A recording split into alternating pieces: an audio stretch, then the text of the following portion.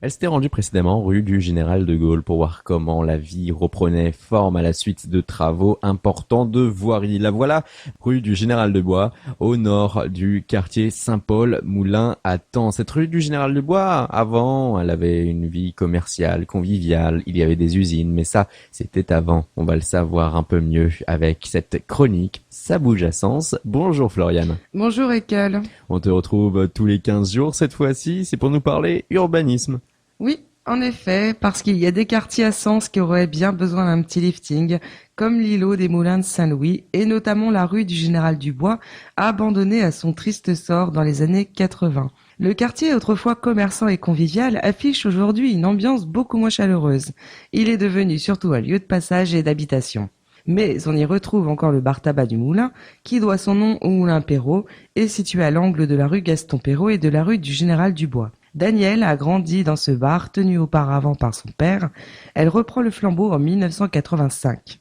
Témoin privilégié de cet ancien temps, la gérante se souvient d'une belle vie commerçante et industrielle, avec la boulangerie de la famille Thénard à la place de l'école de musique actuelle, un droguiste qui se trouvait vers la Chevaline, un cordonnier, 5-6 épiciers, 2 bouchers, un autre bar qui s'appelait Chez Maria.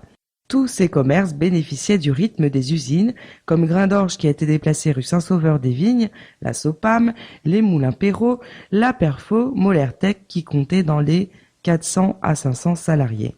Ces usines fermées une à une sont remplacées par des supermarchés. Cela entraîne la fin des commerces dans le quartier. Daniel estime que le tournant a commencé à partir de 1985. Je revois beaucoup de femmes sortir de l'usine de chez Domange. Première chose, c'est vrai que tu les voyais, ils allaient chercher, je sais pas, une tranche de jambon, une côte de porc là, une boîte de petits pois ou un beefsteak là, le pain là, tu rentrais chez toi, tu mangeais, tu repartais, voilà. Et ils allaient pas au supermarché. Puis il n'y en avait pas tant qu'aujourd'hui, faut pas l'oublier, hein. Pour prendre 30 ans en arrière, plus que ça, oui. Bah, le premier, celui d'Inter. Le premier, c'était Intermarché. Inter. Vous voyez, tout à l'heure, vous disiez, ça coûte cher un petit commerçant.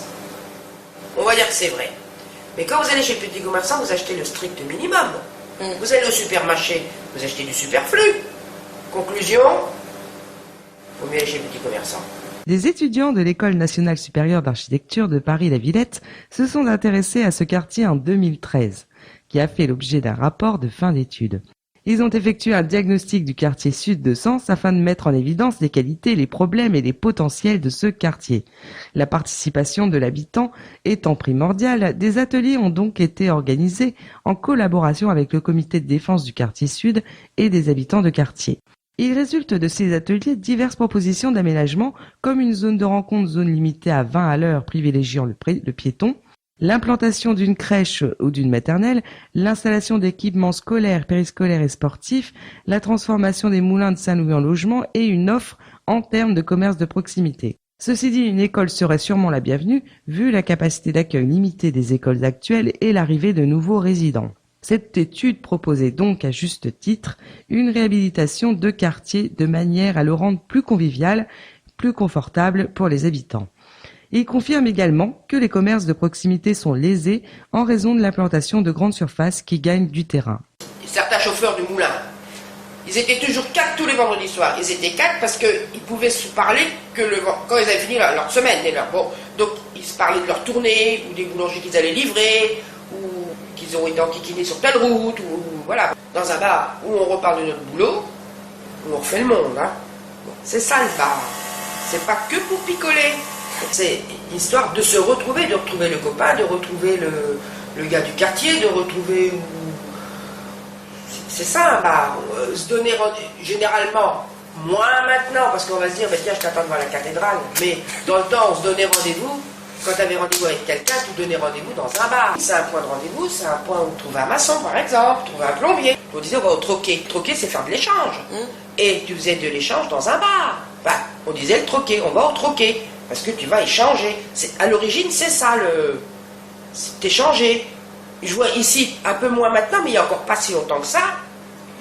Il y en a un qui faisait... Il y a pas mal de... Enfin, moins maintenant, mais pas mal de jardiniers ici.